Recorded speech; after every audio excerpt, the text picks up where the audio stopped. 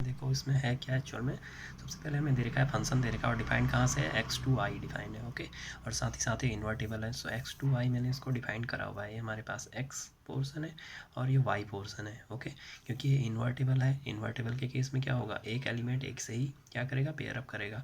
Invertible का meaning ये होगा जैसे फॉरवर्ड हमने पेयर अप कर रखे हैं वैसे ही बैकवर्ड भी पेयर अप हो जाने चाहिए। ठीक है, यानी कि बैकवर्ड डायरेक्शन से भी फंक्शन क्रिएट होना चाहिए। जैसे मैं यदि मैं इसको ऐसे बना दूँ, यहाँ मैंने लिखा है ABC और यहाँ लिख दिया 1 2 3। ठीक है, सो यहाँ पे ऐसे करके मैंने इससे इसको मैप कराया, इससे इसको मैप करा दिया, इससे इसको मैप करा दिया। सो यदि मैं इसका इन्वर्स निकालूंगा तो वो फाइंड आउट नहीं होगा। ओके, सो इस केस मैंने इस तरीके से बनाया हुआ है। देन उसके बाद हमको क्या दे रखा है, एक और फंक्शन है g है, और वो कहाँ से कहाँ तक डिफाइंड है, y to x। अच्छा, एक चीज़ इसमें इंपॉर्टेंट है जो कि हमने देखा है, यहाँ पे बहुत सारे फंक्शन ऐसे बन सकते हैं, किसके लिए, y से x में। ठीक है, बहुत सारे फंक्शन मैप हो सकते हैं। देखिए जो हमारे पास डोमेन को डोमेन है वो तो वही रह रहा है। ठीक है, जैसे यहाँ x से y था तो यहाँ y से x हो जा रहा है, बट इसमें क्या है, सिर्फ एक ऐसा फंक्शन होगा, वो यूनिक होगा अपने आप में। ठीक है, यानी कि यूनिक फंक्शन होगा जो क्या करेगा, जो इस तरीके से मैपिंग करेगा और क्या शो करेगा, इन्वर्टिबिलिटी शो करेगा, यानी कि ये वाला रिलेशन शो करेगा। ठीक है, जब ये इस रिलेशन को शो करेगा तभी मैं बोल पाऊँगा कि ये क्या है, इसका इन्वर्स है। ओके, नहीं तो हमारे पास जो फंक्शन है g से y में बहुत सारे बन सकते हैं, जैसे कि मैंने यहाँ पे बहुत सारे बना के भी दिखा रखे हैं।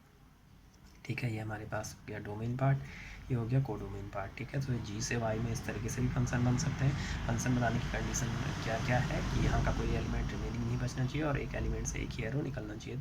तो मैंने इस तरीके से नहीं ले रखे हैं, क्यों, क्योंकि मैं इस तरीके से लूँगा सो जो हमारे पास ये कंडीशन है ये नहीं आ पाएगी। ठीक है, सो मैंने इसमें से एक फंक्शन, जो बहुत सारे फंक्शन बन रहे हैं उसमें से एक फंक्शन पिक कर रखा है जो कि इस तरीके से बन रहा है। ठीक है, यदि ये ट्रू हुआ तो इस रिलेशन को सेटिस्फाई करेगा। अब देखते हैं ये सेटिस्फाई कर पाता है कि नहीं कर पाता है। ठीक है, थोड़ा सा मैं इसको एक्सप्लेन कर देता हूँ। सबसे पहले हमारे पास क्या है, मैपिंग कहाँ से कहाँ हो रही है, x से y में मैपिंग हो रही है और फंक्शन कौन सा है, f है। फिर उसके बाद हमारे पास अगेन y से x में मैपिंग हो रही है, फंक्शन कौन सा है, g फंक्शन बनेगा। ठीक है, सो इसका क्या मीनिंग है, जब आप इनपुट x के बदले क्या रखेंगे, a रखेंगे, सो आपको वैल्यू क्या मिल रही है, 1 मिल रही है। इसी तरीके से बाकी भी। ठीक है, सो ये हमारा x पोर्सन है, f(x) पोर्सन है। अब हम g की ओर जाते हैं।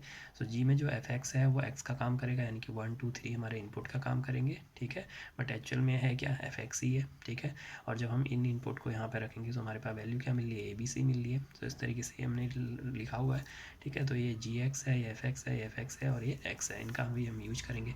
अच्छा, तो ये इस तरीके से यदि ये रिलेशन को सेटिस्फाई, यानी कि जो मैंने रिलेशन बनाया ये ट्रू है, सो ये क्या आना चाहिए, जी ऑफ एफ के लिए भी सेटिस्फाई होना चाहिए। तो देखो जी ऑफ एफ का मीनिंग क्या है, जी ऑफ एफ का मीनिंग है कि जो जी वाला फंक्शन है उसमें एक्स के बदले आप क्या रखेंगे, एफ एक्स रखेंगे। ठीक है, सो देखो एफ एक्स है क्या क्या मेरे पास, 1 2 3 ये है। ठीक है, एफ एक्स की वैल्यू यही तो एफ एक्स की वैल्यू है, यदि मैं एफ एक्स के बदले 1 रखता हूँ, सो आप जी में क्या रख रहे हैं, एक्स के बदले 1 रख रहे हैं, और जी में एक्स के बदले 1 रखने पर क्या आंसर मिल रहा है, ए मिल रहा है। ठीक है, तो एक इसका एलिमेंट है, ये एलिमेंट है x का। ठीक है, इसी तरीके से हम नेक्स्ट के लिए देखेंगे, यानी कि g में x के बदले मैंने f(x) रखा, f(x) की दूसरी वैल्यू क्या है, 2 है। सो 2 रखने पे मेरे को आंसर क्या मिल रहा है, यहाँ से यदि मैं देखूँगा तो gx = 2 रखने पे b मिल रहा है। ठीक है, इसी तरीके से मैंने 3 पे भी चेक कर लिया।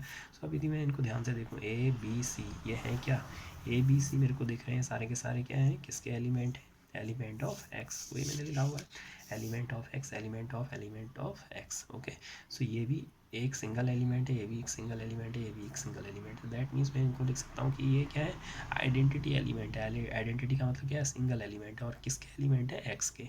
सो IX लिखा जाएगा। ठीक है, इसी तरीके से नेक्स्ट देखते हैं। नेक्स्ट हमारे पास क्या है, नेक्स्ट हमारे पास एफ ओ जी के लिए देखना है। एफ ओ जी में भी वही करेंगे, हम क्या करेंगे, एफ फंक्शन में एक्स के बदले जी एक्स रखेंगे। सो एक्स के बदले यदि मैं यहाँ पे जी एक्स के बदले क्या रखूँगा, जी एक्स की वैल्यू रखता हूँ। देखो जी एक्स की वैल्यू क्या है, ए बी और सी, तो ए बी और सी मैंने रखा। देखो अब क्या आ गया, एफ एक्स ए की वैल्यू कितनी आ रही है, 1। सो ये 1 आ गया, इसी तरीके से 2 आएगा, इसी तरीके से 3 आएगा, और ये सारे के सारे मेरे को क्या दिख रहे हैं, एलिमेंट ऑफ वाई। यदि मैं यहाँ से देखूँ तो मेरा आंसर क्या है, 1 2 और 3 आया, और ये सारे के सारे किसके एलिमेंट है, वाई के एलिमेंट है।